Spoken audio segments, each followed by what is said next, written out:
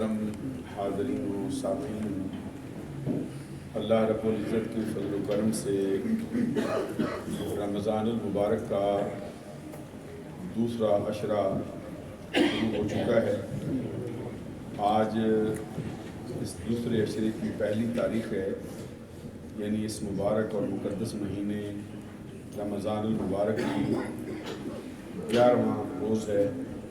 اللہ تبارک و تعالی ہم سب کو اس مبارک اور مقدس مہینے کی برکتوں سے مالا مال فرمائے۔ ہمارے ہاں گھڑیوں میں معمول یہ ہے کہ رمضان کی راتوں میں نماز تراویح میں جو قرآن مجید کا حصہ پڑھا جاتا ہے، اس کا ایک اجمالی مگر جامع سا جائزہ ظہر کی نماز کے بعد آپ کی خدمت عالیہ میں پیش کیا جاتا ہے۔ رات کو نماز تراویح میں قرآن مجید کا جو حصہ پڑھا گیا وہ 2 پاروں پر مشتمل ہے۔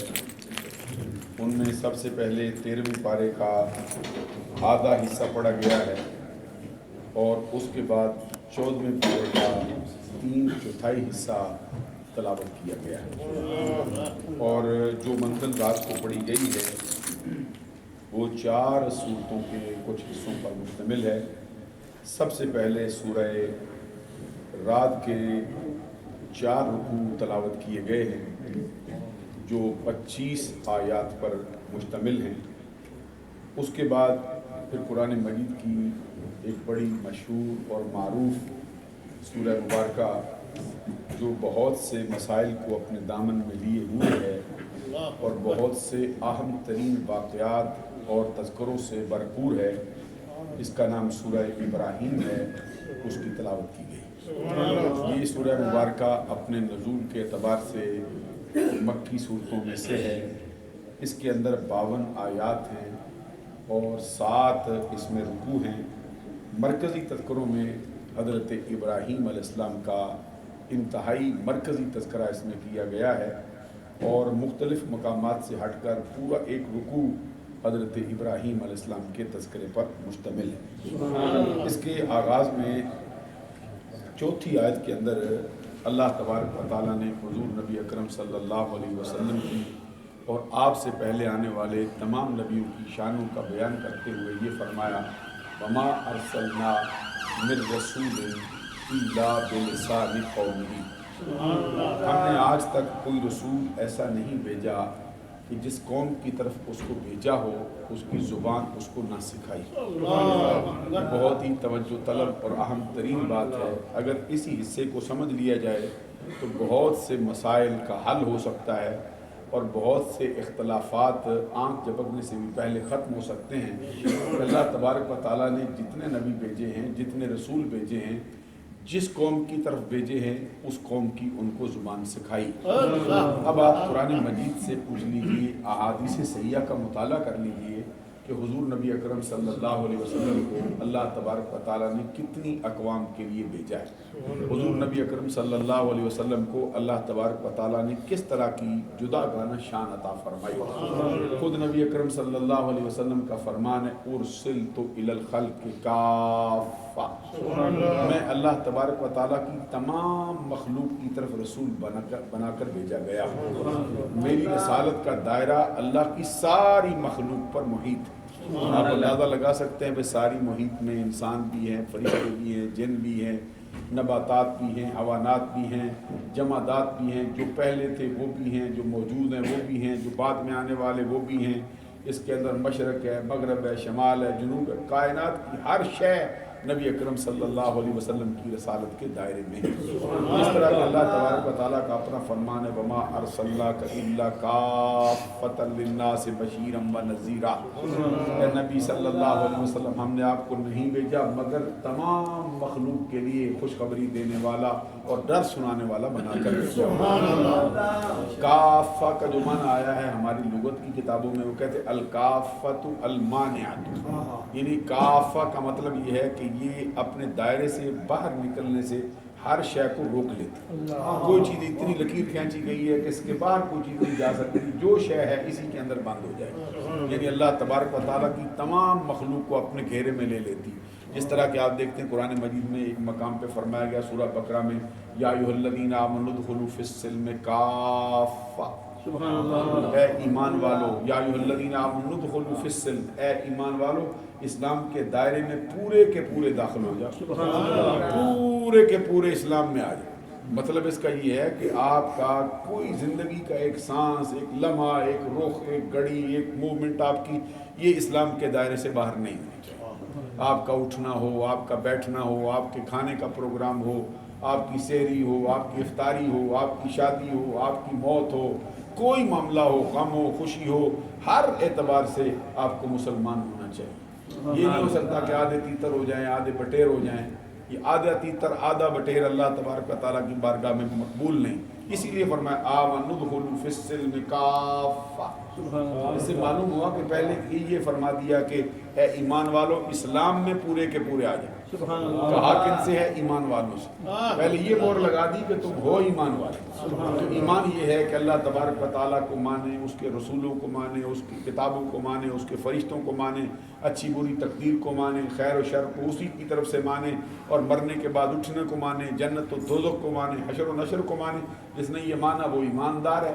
تو ایمان لانے کے بعد بھی بعض اوقات ایسا ہوتا ہے کہ بندہ ہوتا مسلمان ہی ہے لیکن پورے کا پورا اسلام میں داخل نہیں ہوتا۔ اس لیے یہاں پہ فرمایا گیا کہ پورے کے پورے اسلام میں داخل ہو جاؤ۔ تو یہاں پہ ہم کہتے ہیں اللہ تبارک و تعالیٰ نے فرمایا وما ارسلناک الا کافۃ للناس بشیرا ونذیرا، اے نبی ہم نے آپ کو نہیں بھیجا مگر تمام مخلوق کے لیے خوشخبری دینے والا اور ڈر سنانے والا بنا کے بھیجا ہوا ہے۔ نعرہ تکبیر، نعرہ رسالت، شان قرآن، عظمت قرآن۔ جہاں تک نبی اکرم صلی اللہ علیہ وسلم کی رسالت کا دائرہ مخلوق پر محیط ہے اور پھر یہ آگے انسانوں پر محیط ہے، تو قرآن مجید کی یہ مشہور و معروف آیت کریمہ ہے۔ اللہ تبارک و تعالیٰ نے اپنے نبی سے فرمایا قل یا ایھا الناس انی رسول اللہ الیکم جمیعا۔ نبی صلی اللہ علیہ وسلم آپ اپنی زبان اقدس سے فرما دیجئے اے تمام لوگوں میں تم سب کی طرف اللہ کا رسول بن کے جلوہ فرما۔ اب انسانوں میں سے کوئی انسان نبی اکرم صلی اللہ علیہ وسلم کی رسالت کے دائرے سے باہر نہیں، چاہے وہ انگلستان کا ہو، چاہے وہ چائنا کا ہو، چاہے امریکہ کا ہو، چاہے کینیڈا کا ہو، کہاں کا بھی رہنے والا ہو، نبی اکرم صلی اللہ علیہ وسلم کی رسالت کے دائرے میں ہے۔ ہماری بات یہ ہے کہ اللہ فرماتا ہے وما ارسلنا من رسول الا بلسان قومہ، ہم نے آج تک کوئی رسول ایسا نہیں بھیجا جس قوم کی طرف بھیجا ہو اس کی زبان اس کو نہ سکھائی۔ اب آپ غور فرمائیں جن کی طرف نبی اکرم صلی اللہ علیہ وسلم جلوہ فرما ہوئے ہیں، قرآن مجید کی یہ آیت کریمہ اس بات کا تقاضا کرتی ہے، اس کو کہتے ہیں یہ اقتضاء النص۔ اقتضاء النص کے طریقے سے یہ بات ثابت ہوتی ہے کہ نبی اکرم صلی اللہ علیہ وسلم تمام انسانوں کی زبانیں جانتے ہیں۔ سبحان اللہ، سبحان اللہ، ذرا اونچی آواز سے۔ تو معلوم ہوا کہ آج کل جو تقریریں ڈاکٹر ذاکر نائک صاحب کرتے پھرتے ہیں اور دیگر حضرات ان کے طارق جمیل صاحب کرتے پھرتے ہیں، کہتے ہیں دیکھو جی نبی اکرم صلی اللہ علیہ وسلم ان کو کوئی پنجابی میں بلاتا ہے، ان کو پنجابی آتی ہو تو سمجھیں گے، کوئی بندہ کہتا ہے جی وہ کوئی فارسی میں بلا رہا ہے، کوئی ان کو عربی میں بلا رہا ہے، کوئی ان کو اردو میں بلا رہا ہے، کوئی ان کو سنسکرت میں بلا رہا ہے، کوئی ان کو گجراتی میں بلا رہا ہے، کوئی چائنی میں بلا رہا ہے۔ تو اگر ان کو زبان ہی نہ آتی ہو تو پھر کیسے ہوگا؟ ہم کہتے ہیں اللہ تبارک و تعالیٰ نے پہلے اپنے نبی کی شان بیان فرمائی ہے، جس کی طرف بھیجا ہے اس کی زبان سے آگاہ کر کے صلی اللہ علیہ وسلم ہر بندے کی زبان کو جانتے ہیں، ان کو کسی ترجمان کی ضرورت درمیان میں نہیں۔ اور حضور نبی اکرم صلی اللہ علیہ وسلم کا شان کا حال یہ ہے کہ وہ تو کنکروں کی زبان بھی جانتے ہیں، پتھروں کی زبان بھی جانتے ہیں۔ اور خود نبی اکرم صلی اللہ علیہ وسلم فرماتے ہیں کہ میں نبوت کے اعلان سے پہلے جب گزرتا تھا مکہ کی وادیوں سے تو میں ان پتھروں کو بھی جانتا ہوں جو مجھ کو درود السلام کہا کرتے تھے، سلام پڑھا کرتے تھے۔ اب سوال یہ پیدا ہوتا ہے کہ اگر نبی اکرم صلی اللہ علیہ وسلم پتھروں کی جمادات کی زبان نہ جانتے ہوں تو سرکار دو جہاں کیسے فرمائے میں اس کو جانتا ہوں، مجھ پہ سلام پڑھتا تھا۔ شجر و حجر کی زبان کو نبی اکرم صلی اللہ علیہ وسلم جانتے ہیں، جانوروں کی زبان سے بھی نبی اکرم صلی اللہ علیہ وسلم کو اللہ نے مالا مال فرمایا، یہاں تک کہ اونٹ آ کے بڑھاتا ہے سرکار کی بارگاہ میں تو سرکار دو جہاں فوراً بلاتے ہیں اس کا مالک کدھر ہے، کہاں گیا ہے اس کا مالک؟ حاضر ہوتا ہے سرکار دو جہاں صلی اللہ علیہ وسلم فرماتے ہیں یہ تیرا اونٹ شکایت کرتا ہے کہ یہ کام مجھ سے زیادہ لیتا ہے اور چارہ مجھ کو تھوڑا دیا۔ نبی اکرم صلی اللہ علیہ وسلم کی بارگاہ میں آ کے فاختہ چکر لگاتی یہ فاختہ آ کے چکر لگاتی سرکار دو جہاں صلی اللہ علیہ وسلم فرماتے ہیں کون سا صحابی ہے جس نے اس کے بچے چرائے نکالو. نبی اکرم صلی اللہ علیہ وسلم کی بارگاہ اقدس میں ہرنی آ کے شکایت کرتی ہے. سرکار شکاری کو بلا کے فرماتے ہیں اس نے ابھی تک اپنے بچوں کو دودھ نہیں پلایا, اس کو چھوڑ میں اس کی ضمانت دیتا ہوں. وعدہ کرتی ہے یہ واپس آئے گی. اب اندازہ لگائیے نبی اکرم صلی اللہ علیہ وسلم کو اللہ تبارک و تعالیٰ نے کس طرح کی زبانوں سے مالا مال فرمایا. اور خود نبی اکرم صلی اللہ علیہ وسلم فرماتے ہیں احد جبل یحبنا ونحبہ, احد پہاڑ ہے یہ ہم سے محبت کرتا ہے ہم اس سے محبت کرتا ہے. کیسے پتا چل گیا اگر اس کی سرکار نے زبان نہیں سنی اس کے دل کی بات کو نہیں جانا, سرکار کیسے جان گیا بھئی یہ ہم سے محبت کرتا ہے ہم اس سے محبت کرتے ہیں. معلوم ہوا نبی اکرم صلی اللہ علیہ وسلم جمادات کی زبانیں ہوں تب بھی جانتے ہیں, حیوانات کی زبانیں ہوں تب بھی جانتے ہیں, درختوں کی زبانیں ہوں تب بھی جانتے ہیں, انسانوں کی زبانیں ہوں تب بھی جانتے ہیں.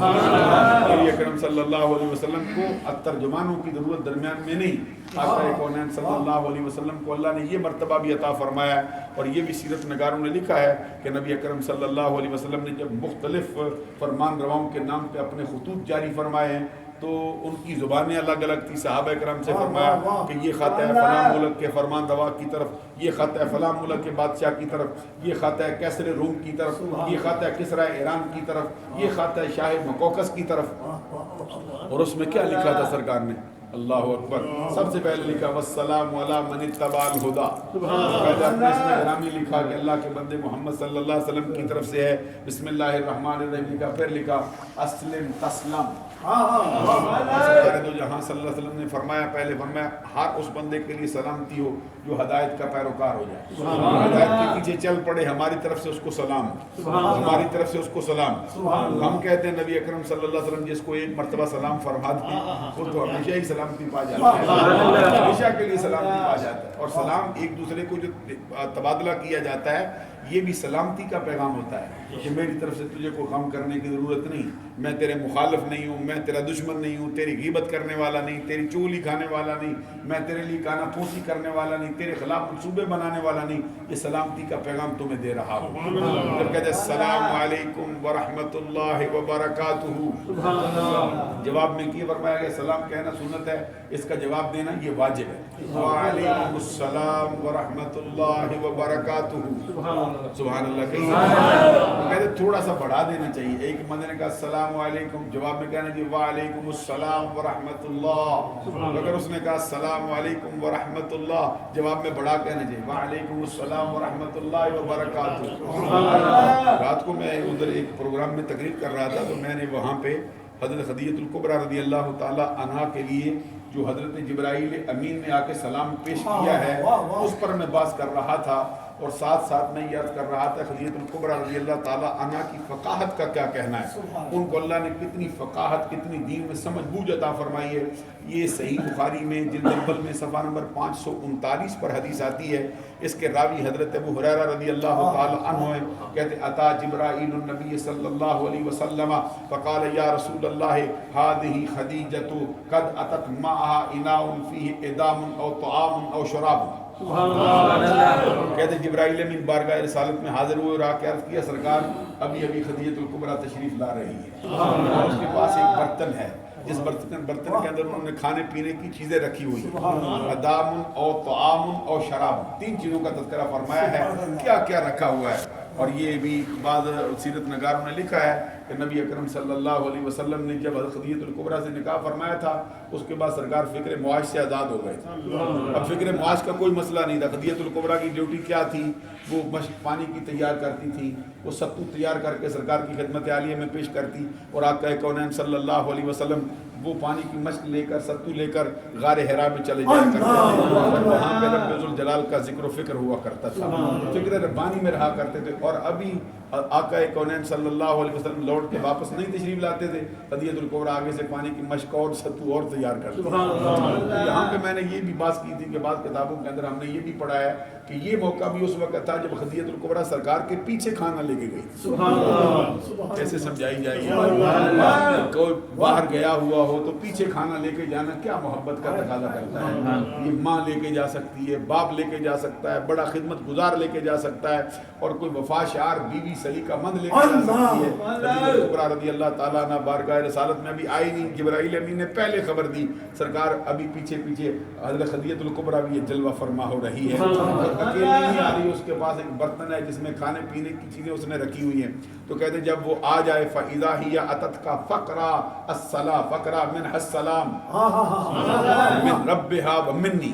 جبرائیل امین کہتے ہیں سرکار جب وہ آ جائے تو اس کو پھر میرے رب کی طرف سے سلام کا تحفہ دے دیں, اور اس کو صرف رب کی طرف سے نہیں, ساتھ میری طرف سے بھی سلام کہہ دیں. اللہ اکبر. کیا نعرہ تکبیر, نعرہ رسالت, شان مصطفیٰ, حضرت مصطفیٰ, حضرت خدیجہ کبریٰ زندہ باد. کیا بات ہے اور کیا شان ہے اور کیا مقام ہے جس کو رب ذوالجلال سلامتی کا تحفہ بھیج رہا ہوں, جس کو جبرائیل امین سلام کہہ رہے ہوں.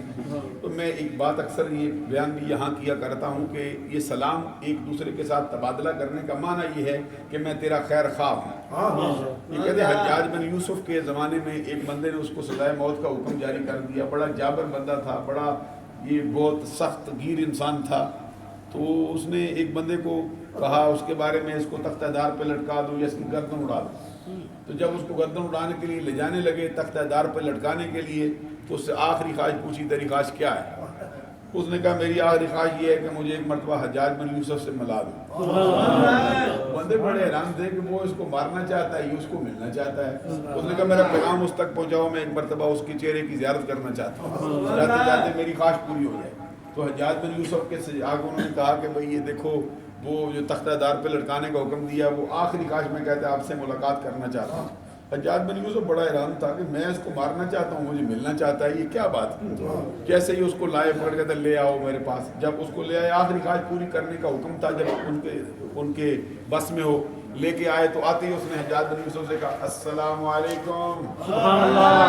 جواب میں واپسی میں حجاج بن یوسف نے کہہ دیا وعلیکم السلام ورحمۃ اللہ وبرکاتہ. جیسے ہی اس کو کہا تو اب وہ بابے سے وہ کہتے ہیں بھائی اب کوئی اور بات کہتا نہیں, بس بات مکمل ہو گئی.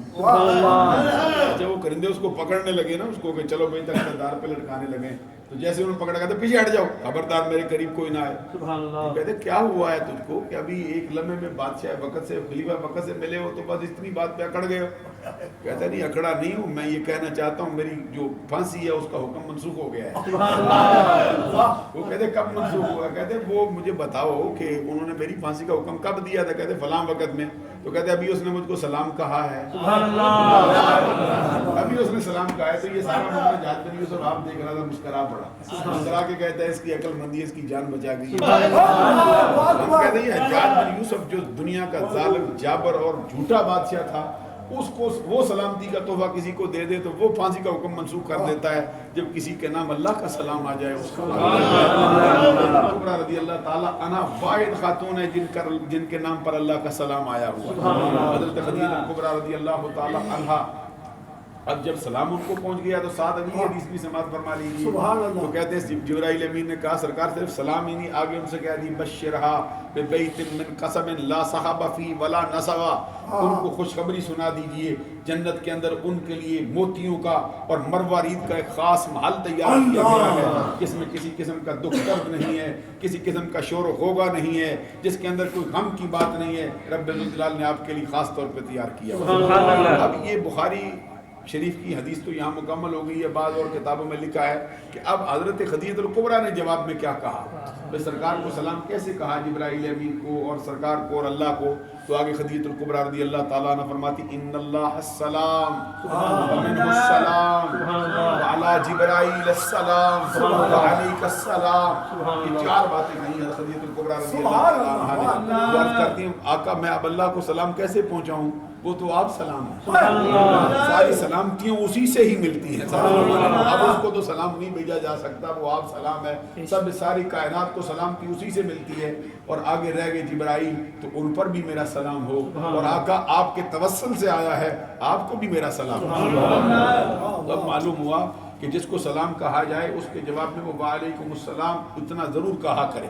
تو تو یہ بعض اوقات ایسا بھی ہوتا ہے کہ اس سے زیادہ کہتے ہیں.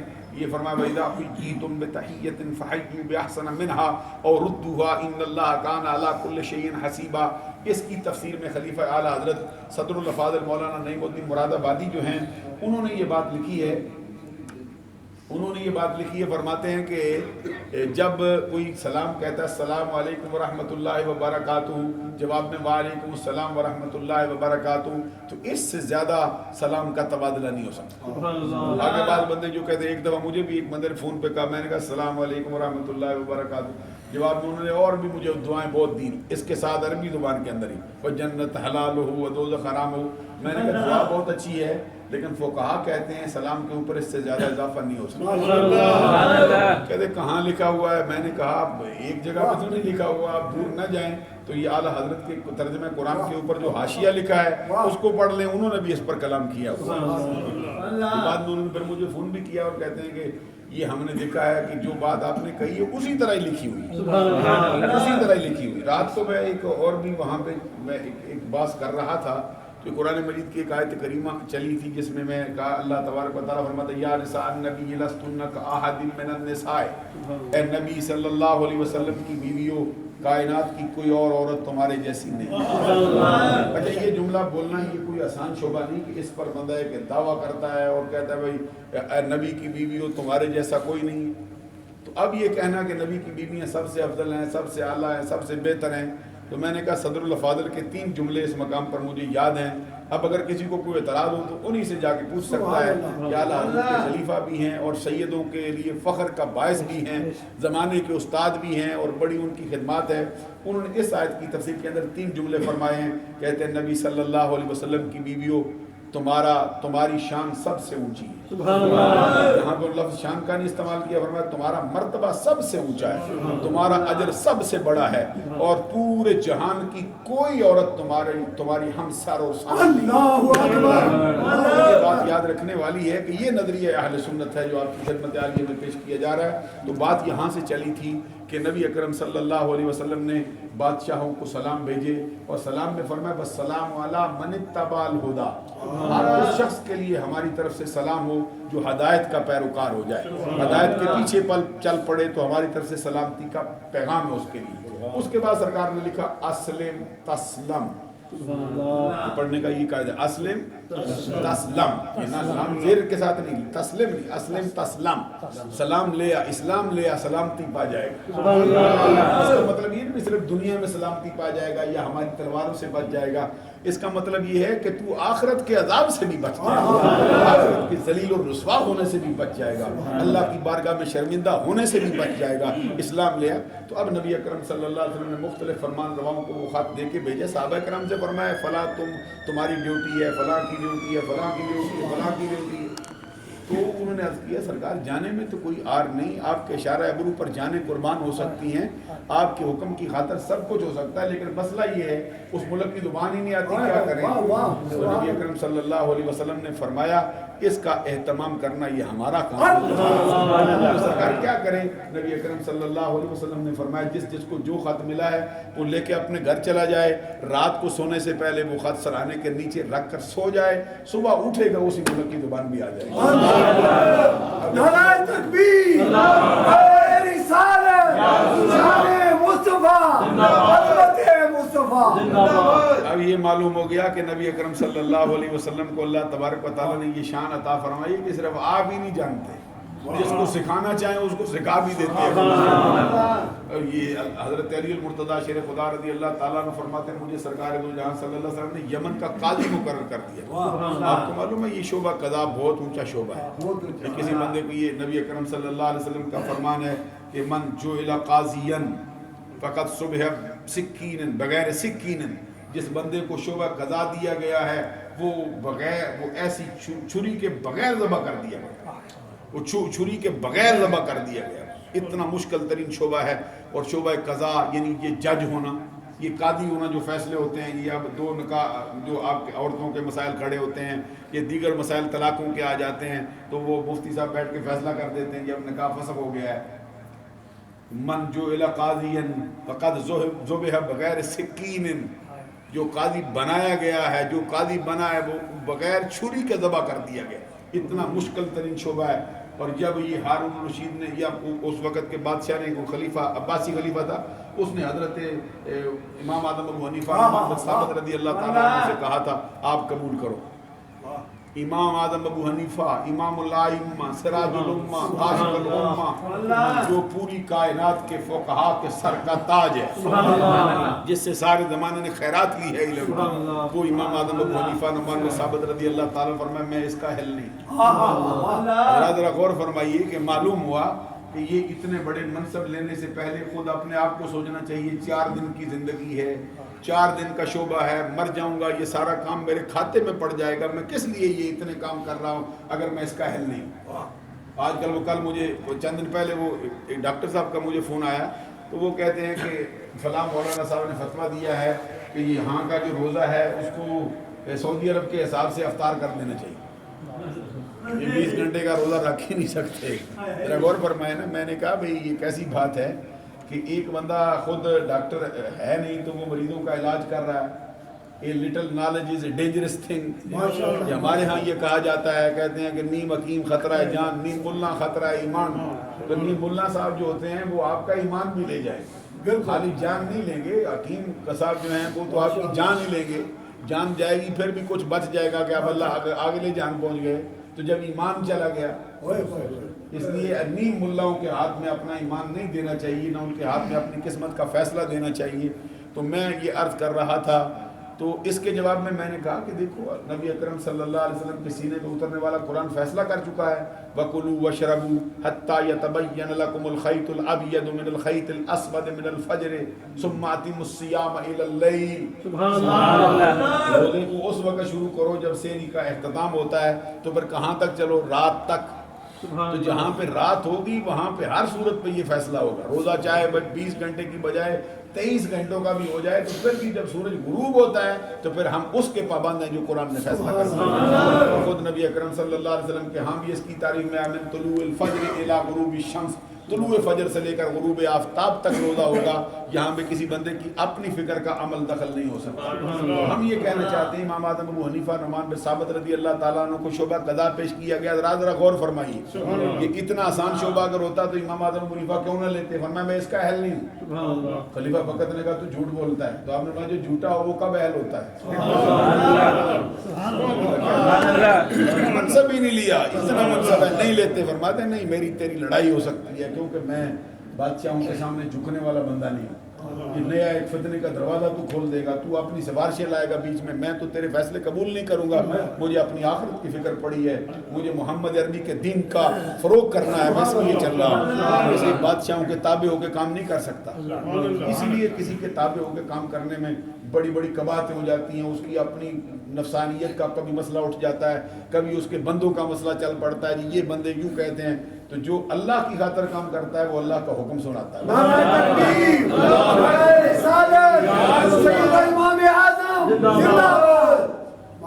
اس نے کہا کہ اگر جو بندہ تو جھوٹ بولتا ہے، ذرا غور فرمائے نا، امام اعظم حنیفہ کو آ کہتا ہے تو جھوٹ بولتا ہے. معلوم ہوا کہ یہ زبانیں جو ہیں وہ اس طرح ان کے دریدہ دہنی آ جاتی ہے. جب ان کو سلطنت ملتی ہے، جب ان کو کوئی منصب ملتا ہے، تو اتنے بڑے بڑے بزرگوں کی خدمت میں بھی آ کے کہنا ہے تو جھوٹ بولتا ہے. تو آپ نے فرمایا جو اسی لیے تو کہتا ہوں جو جھوٹ بولتا ہے وہ اس منصب کے لائق نہیں ہو سکتا. یہ جھوٹ بولنے والا منصب نہیں، یہ جھوٹ بولنے والا منصب نہیں. اور پھر اس نے کہا کہ پھر کوئی ڈیوٹی قبول کرنی پڑے گی. تو فرمایا جو ڈیوٹی لگائے گا قبول کریں گے. اس نے کہا جو گھاس کے گٹھے آتے ہیں نا، گھاس کے گٹھے جو گاؤں سے آتے ہیں دور دراز علاقوں سے شہر میں، ان کو گننے کی ڈیوٹی ہے تیری. ذرا غور کرو، سارے کام چھڑا کے بادشاہ نے ان کو یہ گھاس کے گٹھے گننے پر لگا دیا. تو امام اعظم حنیفہ نے فرمایا ہاں یہ قبول ہے، شعبہ قضا قبول نہیں.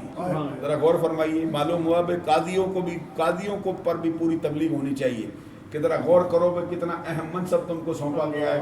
1 منٹ میں کاغذ قلم پکڑ کے طلاق لکھ کے دے دیتے ہو بندے کو.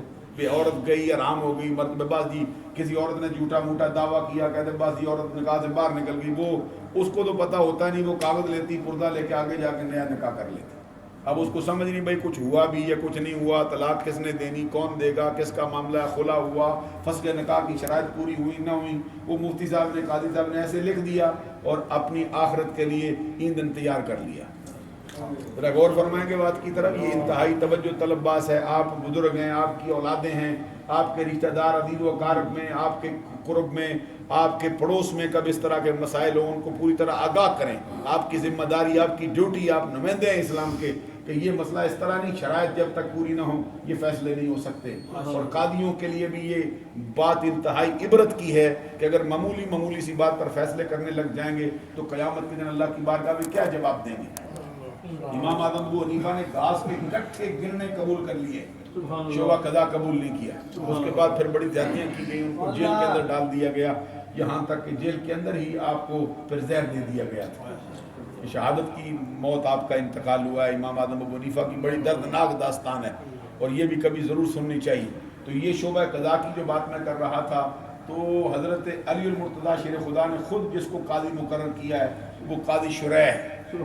حضرت علی نے جس کو مقرر کی، ایک موقع یہ بھی آیا تھا کہ حضرت علی نے ایک دعویٰ کر دیا ان کی عدالت، یہ خلیفہ وقت بھی ہو تو پھر اس کو بھی قاضی سے فیصلہ لینا ہوگا، کوئی جھگڑا کھڑا ہو گیا تو قاضی کا منصب اتنا بڑا ہے۔ اب یہ حضرت علی المرتضیٰ شیر خدا پیش ہوئے کہ یہ ہماری ذرا ہے، فلاں یہودی کے پاس ہمیں دلوائی جائے۔ تو اس نے قاضی نے کہا کہ قرآن کا، نبی اکرم صلی اللہ علیہ وسلم کا یہ فرمان ہے کہ جو بندہ دعویٰ کرتا ہے وہ گواہ پیش کرے گا، البینۃ علی المدعی، تو آپ مدعی ہیں، دعویٰ ہے آپ کا تو آپ گواہ پیش کریں۔ حالانکہ خلیفہ وقت تھے، وہ کہتا بھائی ان کی بات تو جھوٹی ہو ہی نہیں سکتی، ان کا معاملہ تو ویسے بھی کیسے ممکن ہے کہ حضور مولا علی شیر خدا رضی اللہ تعالی عنہ کوئی بات آگے پیچھے کی کرے، وہ ان کا ماننے والا خود ان کا معتقد ہے، ان کے شاگردوں میں ہے، ان کے عقیدت مندوں میں ہے، لیکن اس نے شریعت کا دامن کیسے تھاما ہے؟ وہ کہتا ہے جناب آپ گواہ پیش کریں۔ حضرت علی المرتضیٰ شیر خدا رضی اللہ تعالیٰ عنہ کے پاس 2 گواہ تھے، پیش کیا آپ نے پہلے کون؟ امام حسن مجتبیٰ کو۔ امام حسن کو کھڑا کیا کٹہرے میں، اس سے پوچھا تو کون ہے گواہی دینے والا؟ حالانکہ جانتا تھا تو وہ پرانی شناسائی یہاں کام نہیں آ سکتی، شریعت کا مسئلہ ہو رہا ہے۔ معلوم ہوا جب شریعت کے مسئلے ہوتے ہیں پھر ناراض نہیں ہونا چاہیے، کہتے ہیں کہ یہ مسئلہ شریعت کا ہے، پھر ناراضگی چھوڑ دو، یہ ہمارا تمہارا مسئلہ نہیں۔ اگر ہم پیچھے ہٹ جائیں پھر ہم بھی جہنمی ہوں گے، اور اگر آپ کو نہ روکے تو پھر آپ کو ہم جو ہے وہ گہرے گڑھے کے اندر گرنے کے لیے چھوڑ رہے ہیں۔ جس طرح کسی نبی نے بندے کو، ایک بندہ جو آنکھوں والا بندہ وہ کنویں کے اندر گرنے کے لیے چھوڑ دیں، چھوڑو جی مرتا ہے مر جائے، تو یہ اس کے ساتھ ہمدردی نہیں، ہمدردی یہ ہے کہ جب تک اس کو مسئلے کی سمجھ نہ آئے مسئلہ نہ چھوڑا جائے۔ ایک دن میں بھی یہاں پیچھے نماز پڑھ رہا تھا، پچھلے مہینے، پچھلے رمضان کی بات ہے، میں بھولا نہیں، تو ایک نوجوان سا لڑکا تھا، تو میں نے اس کو ایک چھوٹا سا مسئلہ، میں نے اس سے کہا کہ اگر آپ اجازت دیں تو آپ کی نماز میں نے دیکھی ہے، اس میں تھوڑا سا مجھے مسئلہ کھڑا، بڑے احترام سے بہت میں نے کہا، تو اس نے کہا ٹھیک ہے بتا دیں آپ۔ میں نے کہا کہ یہ اس طرح اگر آپ کریں گے تو آپ کی نماز نہیں ہوگی۔ اچھا، بعد میں دوسرے دن آیا مسجد میں تو مجھے صدر محترم نے وہاں پہ روکا، حاجی صاحب کو شاید یاد ہو یا نہ یاد ہو، کہتے ہیں یہ ایک بزرگ ہیں آپ سے بات کرنا چاہتے ہیں، کہتے ہیں جی انہوں نے ہمارے پوتے سے بات کی ہے اور بڑی سخت کی ہے۔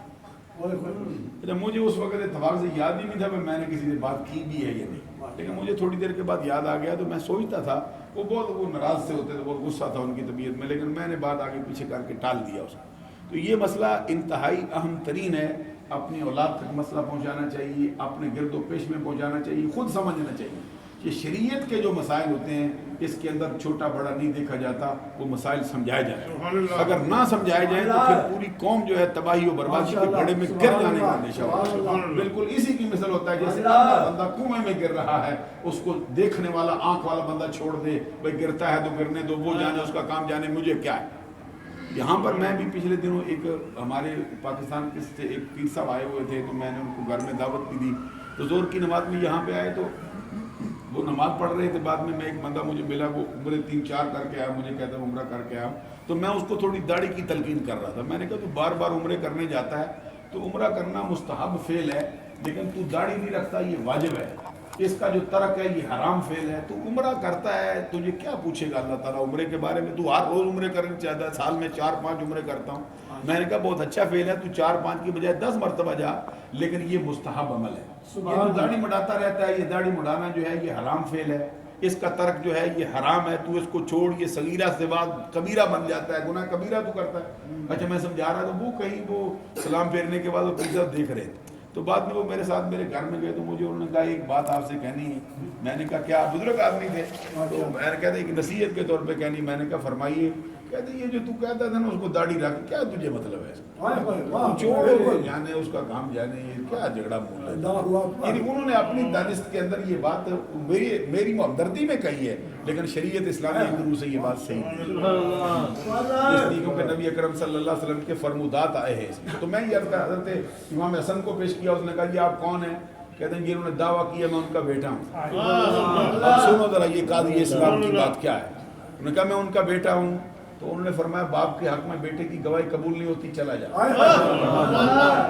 ذرا غور فرمائیے، خلیفہ وقت ہو، امام حسن گواہی دینے آئے ہو، حضرت علی پیچھے مسکرا کے فرماتے ہیں ان الحسن والحسین سیدہ شباب اہل الجنہ، جنت کے جوانوں کے سردار کی گواہی قبول نہیں ہو رہی ہے، تو فرماتے ہیں شریعت کا مسئلہ ہے، جنت کے جوانوں کے سردار ضرور ہیں لیکن گواہی کا نصاب پورا نہیں کرتے، نہیں قبول ہو سکتے۔ یہ قاضی اسلام ہے جو فیصلہ کر رہا ہے۔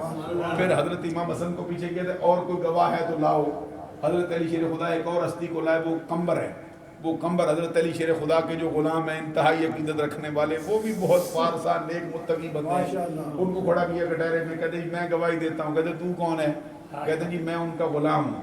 تو کہتے آقا کے حق میں غلاموں کی گواہی قبول نہیں۔ یہ قاضی اسلام کا فیصلہ ہے، فرمایا لوٹ جا تو بھی۔ جب وہ لوٹ گیا تو حضرت علی سے پوچھا آپ کوئی گواہ ہے تو لاؤ، فرماتے نہیں کوئی گواہ نہیں، دعویٰ واپس لے لیتے، ابتدا کرتے ہیں ہم، چلے جاتے ہیں۔ جب لوٹ کے گئے نا وہ یہودی سارا منظر دیکھ رہا تھا، تو وہ قاضی کے قدموں میں آ کے گر گیا۔ اس نے کہا میں بعد میں کروں گا، پہلے کلمہ اسلام پڑھا مجھے۔ کلمہ اسلام پڑھایا، فرمایا کیا بات ہے، کس چیز نے آمادہ کیا؟ اس نے کہا اسی چیز نے آمادہ کیا، سوچتا ہوں کہ یہ حکومت ان کی ہے، خلیفہ یہ آپ ہیں، عدالت ان کی ہے، یہ زرہ بھی ان کی ہے، ہر شے ان کے پاس تھی، لیکن اسلام کے لیے جب گواہیاں پوری نہیں ہوئی تو ان کی گواہی بھی ٹھکرا دی گئی۔ میں تیرا یہ عمل دیکھ کر متاثر ہوا ہوں کہ میں خود اسلام قبول کرنے کے لیے تیار۔ یہ قاضیوں کا مسئلہ ہے، اسلام کے قاضی اس قدر مضبوط ہوں۔ حضرت علی شیر خدا رضی اللہ تعالیٰ کہتے مجھے سرکار نے قاضی بنایا یمن کا، یمن کی طرف بھیجنے لگے تو میں نے عرض کیا سرکار مجھے نہ بناؤ۔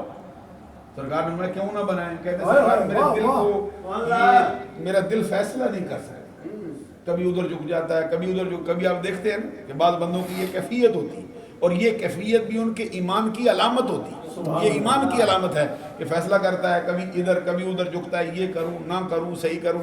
حضرت علی کہتے ہیں مجھے اصابت رائے میسر نہیں ہوتی، تو میرا دل جو ہے وہ دونوں طرف ڈولتا رہتا ہے، تو مجھے نہ بھیجیے، کسی اور کو مقرر کر دیں۔ معلوم ہوا کہ یہ قضاء کے شعبے اتنے آسان نہیں بھی، حضرت علی جیسی ہستی بھی کہتی ہیں سرکار مجھے نہ لگاؤ، کسی اور کو لگاؤ، مجھے نہ بھیجو، یہ بہت مشکل ترین مرحلہ ہے۔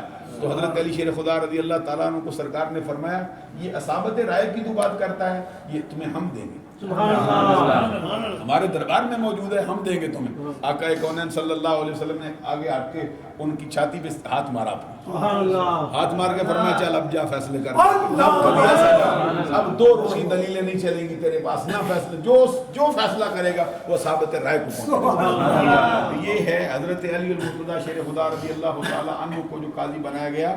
تو میں یہ بات کر رہا تھا کہ حضور نبی اکرم صلی اللہ علیہ وسلم نے یہ ان کو بھیجا تھا اور کہا تھا اسلم تسلم، سبحان اللہ، اسلام لے آ سلامتی پا جائے گا، اسلام لے آ سلامتی پا جائے گا۔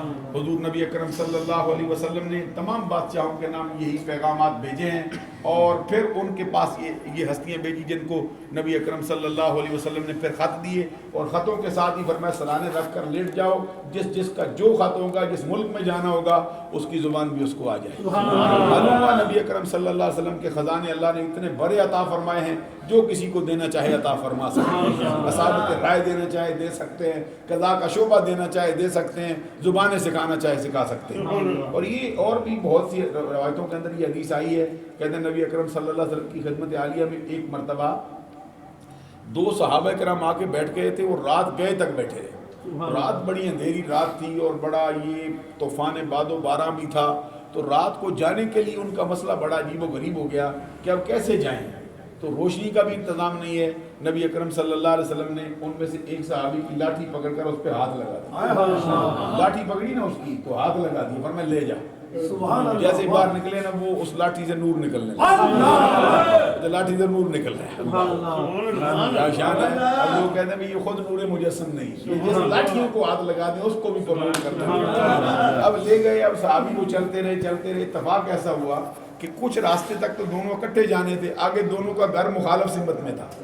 تو دوسرے نے کہا بھئی اندھیرا میرا ہے, لاٹھی تیرے پاس ہے, تیری چمکتی ہے میری نہیں چمکتی.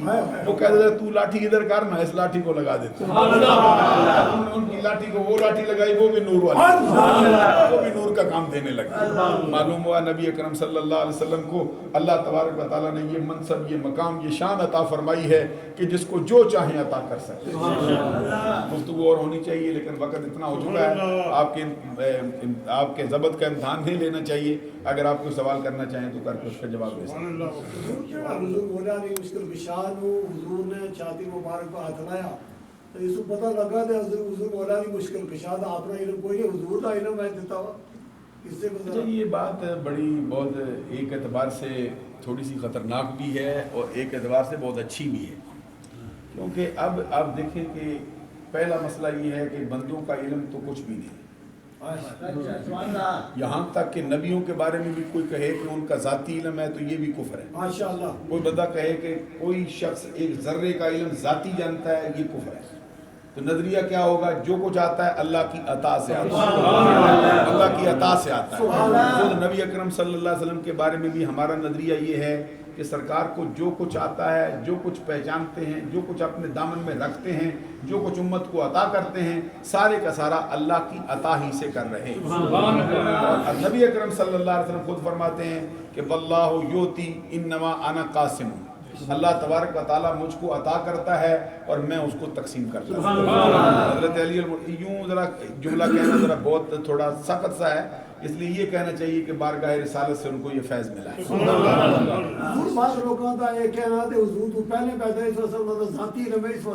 حضرت علی المرتضیٰ شیر خدا نبی اکرم صلی اللہ علیہ وسلم سے بات تو پہلے تو پیدا نہیں ہوئے. اعلان نبوت کے وقت ان کی عمر 8 یا 10 سال تھی. نبی اکرم صلی اللہ علیہ وسلم کی گود میں انہوں نے پرورش پائی ہے. نبی اکرم صلی اللہ علیہ وسلم کی آنکھوں کے سامنے وہ پلے ہیں. سرکار دو جہاں کی تربیت ان کو نصیب ہوئی. دوسرا مسئلہ پوچھنا تو سیدنا ابراہیم علیہ السلام کا ذکر فرمایا. میں مسجد نبی شریف کے مولوی صاحب کی گفتگو سن لیا سا تو وہ مولوی صاحب کہہ رہے سن کہ میں مختصر گل کرنا تھا کہ لمبی گل نہ ہو جیسا پوری گل واقعہ نہیں بیان کرنا چاہنا. مولوی صاحب کہہ رہے سن نبی اور کافر کے 2 پوائنٹ کا فرق ہے. البتہ یہ آخری اس نے الفاظ مولوی دے, البتہ نبی نماز پڑھتا ہے اس لیے 2 پوائنٹ آگے ہے اور کافر نماز نہیں پڑھتا. تو اوریجنل جو خرافات پھر اٹھا یہ کوئی شخص برطانیہ کا اس کو مار لا پھر لوگوں نے بہت سارے لوگ بیچ پائے گا کرے اس واسطے کہ یہ تھا کہ پاکستانی لوگ نبیوں کی پوجا کر دیں. وہ کہتے ہیں عربی زبان کا ایک مقولہ ہے, اس میں کہتے ہیں الناء یترشح بما فی, برتن میں جو کچھ ہوتا ہے وہی باہر نکلتا ہے. جو ان کے دل کے اندر خواص چھپی ہوتی ہے وہ کبھی نہ کبھی باہر آ جاتی ہے, جس کی وجہ سے پھر وہ مرد اقدام ٹھہرائے جاتے ہیں. اور کوئی سوال ہو شاید کھلا پر کچھ سوال کرنا ہے کہ وہ اپنے روزے کا بتایا کہ اپنی مرضی سے نہیں بول جوان سنتے, تو سوال یہ ہے کہ ادھر ہم 2 بجے روزہ بند کرتے ہیں, کچھ لوگ 3 بجے کرتے ہیں, تو اس میں کون ٹھیک ہے کون غلط؟ اچھا یہ مسئلہ ہے کہ یہ 2 بجے ہمارا روزہ بند کرنا یہ بتاتا ہے کہ ہمارا نظریہ یہ ہے. اگر ہم اپنے نظریے کے اندر معمولی سا بھی فرق سمجھتے ہیں, یہ سکم سمجھیں, تو پھر ہمارا اپنا روزہ ہی نہیں, ہمارا اپنا روزہ ہی نہیں. ہم سمجھتے ہیں کہ شاید ہم غلطی کو نہیں. اگر ہم نے یہ سمجھ لیا کہ شاید ہم غلطی پہ ہیں پھر ہمارا روزہ نہیں ہوگا. ہمارا جو حساب و کتاب ہے جس پہ ہم چل رہے ہیں, ہمیں اللہ تبارک و تعالیٰ کی بارگاہ سے وثوق ہے کہ جو نظریہ ہم نے اپنایا ہے یہ اللہ تبارک و تعالیٰ کے کرم سے اور ہمارے فہم کی جو آخری حد ہے اس کے اعتبار سے صحیح. جو 3 والے بندے ہیں ان سے پوچھ لینا چاہیے کہ تمہارا میتھڈ کیا ہے. حالانکہ کبھی آپ خود جا کے نظر ماریں گے تو 3 بجے وہاں پہ کتنی روشنی ہو چکی ہوتی ہے. 3 بجے تو یہ ہمارا درس ختم ہو جاتا ہے. 3:30 بجے 3:15 بجے درس ختم ہوتا ہے, باہر نکلتے ہر شے سفید ہو چکی ہے. اس لیے ذرا احتیاط کا تقاضا یہ ہے 2 بجے. اور وہ بھی جو افراد آئے نا 1:15 والے, ان کا بھی یہ کہنا ہے کہ وہ کہتے ہیں بھائی بہت ہی احتیاط ہونی چاہیے، بہت احتیاط کی بنیاد پر وہ آگے چلیں گے، وگرنہ یہ 3 والا پروگرام انہوں نے میرے خیال میں جنہوں نے یہ نظریہ اخذ کیا ہے وہ اگر کبھی مشاہدہ کر لیتے تو پھر اس نظریے کو قائم نہ کرتے۔ ہم نے خود مشاہدہ کیا ہے، ہم خود گئے ہیں اور ہم نے اس کا یہ ہے وہ اندازہ کیا ہے باقاعدہ طور پہ کہ تقریباً جو 2 بجے کے راؤنڈ اباؤٹ میں روشنی پھیل جاتی ہے، جیسے ہی 2:10 ہوئے ہم نے دیکھا کہ ہر شے اب 400 میٹر تک بندہ نظر آنا شروع ہو جاتا تھا۔ بندے کی جو سفید ٹوپیاں میرے ساتھ تھیں بالکل اس طرح چمک گئی تھی، جہاں تک کہ بندوں کے اعضاء اتنے نظر آنے لگتے، انگلیاں الگ الگ نظر آنی شروع ہو گئی۔ تو یہ ہم نے دیکھا، ہم نے مشاہدہ کیا 2 بجے کے قریب کا ٹائم جو ہے وہ صحیح، 3 بجے والوں سے خود پوچھ لیں جا کے اور آپ بھی مشاہدہ کریں۔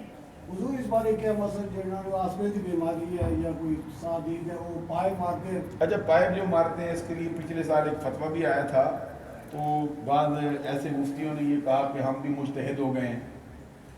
ہماری جو حیثیت ہے، ہمارے زمانے کے جو مفتی ہیں ان کو کہتے ہیں یہ مفتی ناقل ہیں۔ مفتی ناقل کا مطلب یہ ہوتا ہے کہ یہ پہلی کتابوں میں یہ کوئی ان کی توہین کا مسئلہ نہیں کہ توہین ہو رہی ہے یا کوئی مذاق ہو رہا ہے، مذاق نہیں، ایک اصطلاح ہے، ٹرمینالوجی ہے اسلام کی۔ مفتی ناقل کا مطلب یہ یہاں تک کہ صدر الشریعہ امجد علی آدمی جیسا بندہ کہتا ہے کہ میں مفتی ناقل، جس کی کتابوں کو پڑھ کے آگے بندے مفتی بنتے ہیں، وہ کہتے ہیں میں ناقل مفتی۔ کیا مطلب ہے کہ پہلی جو کتابوں میں علماء مسائل لکھ چکے ہیں ہم ان کو مسئلہ دیکھ کر آگے بتا سکتے ہیں، آگے نیا مسئلہ ہم گھڑ نہیں سکتے۔ اس زمانے کے اندر بعض ایسے مفتیوں کے فتوے پچھلے سال رمضان میں یہاں پہ آئے تھے میرے پاس بھی تصدیق کرنے کے لیے، آپ بھی اس پہ سائن کر دیں، تو انہوں نے کہا کہ یہ معمولی سے ذرات وہ جاتے ہیں بندے کے، جتنے بندے کے دھوئیں کے ساتھ چلے جاتے ہیں یا بندے کے دیگر چیزوں کے ساتھ چلے جاتے ہیں، تو اس لیے اس کی اجازت ہونی چاہیے۔ جو پائپ مارا جاتا ہے اندر، جو اس کو کیا کہتے ہیں، انہیلر جو لیتے ہیں، تو اس کے اندر دوائی بھی ڈالی جاتی۔ بعد میں نے ایک دو ڈاکٹروں سے بھی رابطہ کیا تو انہوں نے کہا ہاں دوائی ضرور ہوتی ہے لیکن وہ پھپھڑوں میں چلی جاتی ہے۔ اچھا میں یہ کہنا چاہتا ہوں کہ اب نئے مفتیوں نے کچھ اس پر فیصلہ قدم اٹھایا تھا ایک مرتبہ کہ اس کی اجازت دے دو اور روزہ صحیح کرا دے، لیکن یہ صحیح نہیں ہے، ایک بہت بڑا دروازہ کھل جائے گا اس کی وجہ سے، پورا مسئلہ بیان ہوگا، پورا مسئلہ حل ہوگا۔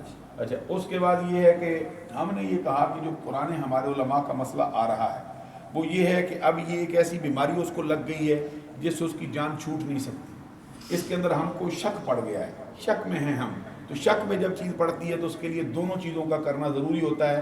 اب ہم یہ فتویٰ اس پر دیتے ہیں کہ وہ بندہ روزہ بھی رکھے، انہیلر بھی لیتا رہے اور ساتھ ساتھ روزے کا فدیہ بھی ادا کرے، یہ اس کا قاعدہ ہے، اس کے علاوہ کوئی نیا قاعدہ نہیں گڑھا جا سکتا۔ دیکھیے ہمارے فقہا کے ہاں یہ جو یہ خچر کا جو جوٹا ہے، خچر کا جوٹا پانی ہے، یہ آپ کو معلوم ہے خچر ایک طرح سے ادھر گھوڑے کے ساتھ بھی ملتا ہے، ایک طرف ادھر جو ہے وہ گدھے کے ساتھ بھی ملتا ہے، تو خچر کا جو جوٹا پانی ہے اس کے لیے ہمارے فقہا فیصلہ نہیں کر سکتے کہ یہ پانی پاک ہے یا ناپاک ہے، شک میں ڈال دیا اس پانی میں، تو اس کے لیے حکم دیتے ہیں کہ جب اس کے علاوہ اور کوئی پانی نہ موجود ہو تو پھر آپ کو دونوں کام کرنا پڑے گا، ایک یہ کہ آپ کو تیمم بھی کرنا پڑے گا اور اس پانی کے ساتھ آپ کو وضو بھی کرنا پڑے گا تاکہ شک بھی دور ہو جائے اور مسئلہ بھی پورا حل ہو جائے۔ اسی لیے یہ بھی مسئلہ درمیان میں لٹکا ہوا ہے، تو ناقل مفتیوں کا یہی کام ہے، جو مفتیوں نے پہلے فتوے دیے اسی پر دے دیا جائے۔ مثلا روزہ رکھنے تو پہلے 5 منٹ پہلے مثلا کھانسی کی دوائی اور پائپ مار لیتا جائے تو کم سے کم روزہ رکھنے تو بعد اس میں آدھا گھنٹہ اثر رہنا بہت دیر، اگر چروٹی کر دیتی جائے پھر سارا دن تکلیف ہو جاتی ہے، اگر نہ کی چروٹی کی جائے اس وقت اس سے دوران تو سارا دن سکون دینا کوئی تکلیف نہیں ہوتی۔ اس بارے آپ دیکھ رہے ہیں اگر ایسا ہو تو کوئی حرج کی بات نہیں، جیسے آپ دیکھتے ہیں اس کو قیاس کر سکتے ہیں کہ آپ دیکھتے ہیں کہ نبی اکرم صلی اللہ علیہ وسلم نے احرام باندھنے سے پہلے اپنے جسم پر خوشبو ملوائی ہے، یہ قیاس کرتے ہیں نا مسئلے کو، فوراً دیر ادھر چلا جاتا، حالانکہ اس خوشبو کا اثر بعد میں بھی آتا رہتا ہے، تو سرکار یہاں عادت عائشہ صدیقہ کہتی ہے سرکار کے جسم پر وہ خوشبو چمکتی تھی، کیا مرتبہ کہہ دیں سرکار نے جسم پر خوشبو ملوائی، ملوانے کے بعد پھر احرام باندھ لیا، تو احرام باندھنے کے بعد اگر خوشبو لگ جائے تو پھر تو اس کے ذمہ جو ہے وہ دم واجب آئے گا، جائز نہیں ہے، تو پہلے کر لیا، تو اب یہ کام ہے یہ پہلے ہو گیا ہے، تو اگر اس کو فائدہ دیتا ہے تو ایسا کرنے میں کوئی حرج کی بات نہیں، کوشش کر لے ذرا تھوڑا اور وقت پہلے لے جائے۔ اور کوئی سوال؟ حضور یہ جو آپ نے ارشاد فرمایا کہ یہ خلا کے بارے میں، اس پر آپ کبھی کلام کریں کہ ہم لوگوں کو پتہ چلے بھائی خلا کس وجہ سے درست ہے، کس وجہ سے نہیں۔ انشاءاللہ العزیز کسی موقع پر جمعۃ المبارک پہ ہم تفصیل سے عرض کریں گے۔ یہ بہت اچھی بات ہے، رمضان کے گزرنے کے بعد انشاءاللہ ایک جمعہ اس پہ رکھیں گے۔ ہم خود تو سمجھ نہیں ہے یہ خلا صحیح ہے، یعنی وہ پوری عوام کو سمجھ آئے گی۔ اور کوئی سوال ہو شاید فرما سکتے۔ یہ جو سورہ مائدہ کی آیت ہے کہ مشہور آیت ہے غالب 64 آیت ہے، اے ایمان والو اللہ سے ڈرو اور اس کی طرف وسیلہ تلاش کرو۔ وسیلہ عربی میں بھی اردو کے معنی میں آتا ہے یا کچھ؟ ماشاءاللہ یہ رات کو بھی تھوڑی سی بات اس پہ چلی تھی، یہ وسیلہ اور شفاعت کا فرق پوچھا گیا تھا، تو قرآن مجید کی آیت کریمہ میری زبان سے بھی اس وقت جاری ہو گئی تھی، یا ایھا الذین آمنوا اتقوا اللہ وابتغوا الیہ الوسیلۃ وجاہدوا فی سبیلہ لعلکم تفلحون۔ اے ایمان والو اللہ سے ڈرو اور اس کی طرف وسیلہ تلاش کرو۔ اور وسیلہ تلاش کرو، وسیلہ کا جو معنی ہے وہ کہتے ہیں کہ ما یتوسل الیہ، وہ ہے جو ایسا سبب جو بندے کو اس کے مقصد تک پہنچا دے، اس کو وسیلہ کہتے ہیں۔ مثال کے طور پہ جس کے ذریعے سے کسی برگزیدہ ہستی تک رسائی حاصل کی جائے اس کو وسیلہ کہتے ہیں۔ مثال کے طور پہ میں آپ سے کہتا ہوں کہ میں فلاں ایم پی اے سے ملنا چاہتا ہوں، تو آپ ذرا مہربانی فرمائیں، ذرا مجھے تھوڑی سی اس میں میرا وسیلہ بن جائے، تو آپ اس کے اندر میری رہنمائی کرتے ہیں، یا تھوڑا اپنا جو اپنی طاقت ہے وہ استعمال کرتے ہیں یا اپنا اثر استعمال کرتے ہیں تو مجھے وہاں تک پہنچا دے، تو اس کو کہتے ہیں وسیلہ عربی زبان میں۔ اس طرح کہ آپ کہتے ہیں سیڑھی لگتی ہے مکان کو، چھت پہ بندہ جانا چاہتا ہے تو وہ سیڑھی جو لگتی ہے اس کے ذریعے سے بندہ پہنچتا ہے، اس سیڑھی کو وسیلے کا نام دیا جا سکتا ہے۔ یا یہ ہے کہ آپ زمین میں بور کرنا چاہتے ہیں، اس کے لیے آپ ہتھیار ساز و سامان استعمال کرتے ہیں، بور کے لیے وہ جو ہتھیار آپ نے استعمال کیے ساز و سامان ان کو وسیلہ کہا جا سکتا ہے۔ تو یہ ساری چیزیں جو ہیں یہ وسیلے کے لیے آتی ہیں، تو اللہ تبارک و تعالیٰ کی بارگاہ تک پہنچنے کا جو سب سے وسیلہ عظمیٰ ہے وہ محمد عربی صلی اللہ علیہ وسلم کے بغیر اللہ تبارک و تعالیٰ کی ذات تک رسائی ممکن نہیں ہے۔ اسی لیے سارے بندوں سے کہہ دیا ہے کہ پڑھو لا الہ الا اللہ محمد رسول اللہ، محمد رسول اللہ کے بغیر تم پہنچنا چاہو گے نہیں پہنچ سکتے ہو۔ یہ نبی اکرم صلی اللہ علیہ وسلم کی ذات ایک وسیلہ عظمیٰ ہے۔ دوسرا یہ ہے کہ زبان سے وسیلہ اللہ کی بارگاہ میں ڈالنا، اس کے لیے رات کو بھی ہم نے حدیثیں پیش کی تھیں۔ صحیح بخاری کے اندر جلد اول صفحہ 137 پر حدیث ہے کہ نبی اکرم صلی اللہ علیہ وسلم کے علاوہ بھی اور ہستیوں کے وسیلے اللہ کی بارگاہ میں پیش کیے گئے۔ خود نبی اکرم صلی اللہ علیہ وسلم نے اپنا وسیلہ بھی اللہ کی بارگاہ میں پیش کیا ہے، اپنے سے پہلے نبیوں کا وسیلہ بھی اللہ کی بارگاہ میں پیش کیا ہے۔ حضور جناب سو وسیلے دا کیا مولوی صاحب کہہ رہے سن جی پہلے نبیاں دی انہاں کو شرک نہیں کیتا، انہاں دی علاقہ دی یا ابو جہل دی بھی اسی واسطے ہوئی ہے وسیلہ یہ پیچھے نبیوں کا وسیلہ کر کے ابو جہل کی ہلاکت تو نبی اکرم صلی اللہ علیہ وسلم کا انکار کرنے کی وجہ سے ہوئی ہے۔ وہ کہتا وسیلہ کی وجہ تو ہوئی ہے، وسیلے کا انکار کر دیا نا، سرکار کو وسیلہ مانا ہی نہیں، اگر مان لیتا تو ہلاک تو نہ ہوتا۔ وہ کہتے دلیل پیش کرتے تھے نبیوں کی۔ اچھا چل یہ نہیں مسئلے جو ہے اور نہیں آپ سب ماشاءاللہ بہت اچھے سوال کیتے ہیں، بڑا لطف آیا ہے، بہت اچھا۔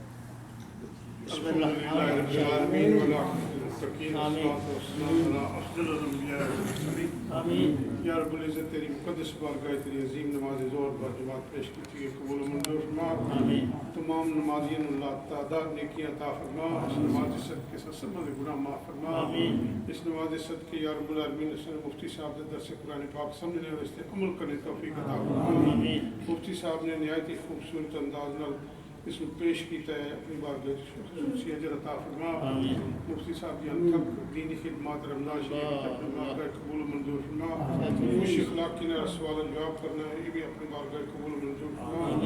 یا رب العالمین میری سوال حضور غوث پاک کے صدقے، اس درس قرآن پاک کے صدقے، عظیم نماز صدقے شرف قبولیت عطا فرما برحمتک یا ارحم۔